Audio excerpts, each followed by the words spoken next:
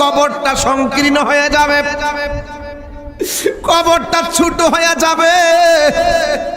ডান পাশের মাটিগুলো তোরে এমন ভাবে চাপা মারবো, বাম পাশের হাড্ডির ভিতরে হাড্ডি ঢুকে যাবে। বাম পাশের মধ্যে চাপা মারবো, বাম পাশের হাড্ডিটা ডান পাশের হাড্ডির ভিতরে ঢুকে যাবে। যেমন করে টিস্যুটা আমি মুঠের মধ্যে নিয়েছি, বিশাল বড় টিস্যু মুঠ হয়ে গেছে।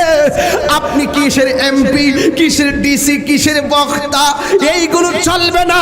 বেনামাজি হইয়া কবরে গেলে তোমার এমন জোরে চাপা মারবো,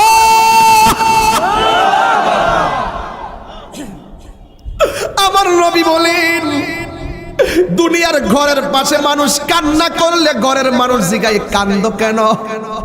জামাই যদি ঘরের ভিতরে ঘুমের ঘরে কান্না করে জিগায় কান্দ কেন? কিন্তু কবরের পাশে কবর আছে।